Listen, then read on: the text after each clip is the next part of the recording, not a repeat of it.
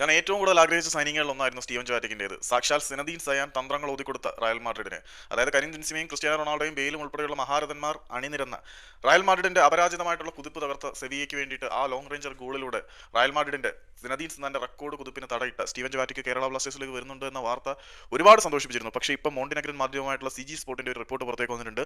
അതിനകത്ത് അവർ പറഞ്ഞിരിക്കുന്നത് Asian club അല്ലെങ്കിൽ ഇന്ത്യൻ ക്ലബ്ബുമായിട്ടുള്ള കരാറ് സ്റ്റീവൻ ജോവാറ്റിക്ക് നിലവിൽ നിരസിച്ചു എന്നാണ് അറിയാൻ കഴിയുന്നത്. കേരള ബ്ലാസ്റ്റേഴ്സ് താരത്തിന് ഒരു പ്രപ്പോസൽ മുന്നിലേക്ക് വെച്ചിരുന്നു. അത് സംബന്ധിച്ചുള്ള ചർച്ചകളും കാര്യങ്ങളൊക്കെ നടന്നിട്ടുണ്ടെങ്കിൽ പോലും ആസിഫ് നൗ അദ്ദേഹം ഇന്ത്യൻ ക്ലബ്ബ് മുന്നോട്ട് വെച്ച ഓഫർ നിരസിച്ചിരിക്കുകയാണ്. കാരണം അത്രത്തോളം ഒരു പ്രൈസ് കൊടുക്കാൻ ഈ ഒരു ക്ലബ്ബ് തയ്യാറാവുന്നില്ല.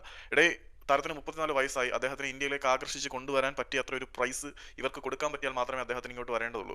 മറ്റുള്ളവരെ പോലെ കാര്യമായിട്ട് പ്രൂവ് ചെയ്യേണ്ട കാര്യം അങ്ങേർക്കില്ല. അങ്ങേർക്ക് പൈസയുണ്ട്, ഫെയിം ഉണ്ട്, പിന്നെ ഓൾറെഡി പ്രൂവൺ പ്ലെയർ ആണ്. അദ്ദേഹത്തിന് റെസ്റ്റ് എടുക്കാൻ ആഗ്രഹമെങ്കിൽ റെസ്റ്റ് എടുക്കാൻ അയാളുടെ തീരുമാനത്തിനെ മാറ്റാൻ കഴിയുന്ന വിധത്തിലുള്ള ഓഫർ കൊടുക്കാൻ കേരള ബ്ലാസ്റ്റേഴ്സിനെ കൊണ്ട് ഇതുവരെയും പറ്റിയിട്ടില്ല. അതുകൊണ്ട് നിലവിൽ കിട്ടുന്ന ഓഫർ അല്ലെങ്കിൽ റിപ്പോർട്ട് അനുസരിച്ച്, മോണ്ടിനഗ്രൻ മാധ്യമമായിട്ടുള്ള സി ജി സ്പോർട്ടിന്റെ റിപ്പോർട്ട് അനുസരിച്ച് കേരള ബ്ലാസ്റ്റേഴ്സിന്റെ ഓഫർ സ്റ്റീവൻ ജോവാറ്റിക്ക് നിരസിച്ചിരിക്കുന്നു എന്നാണ് അറിയാൻ കഴിയുന്നത്.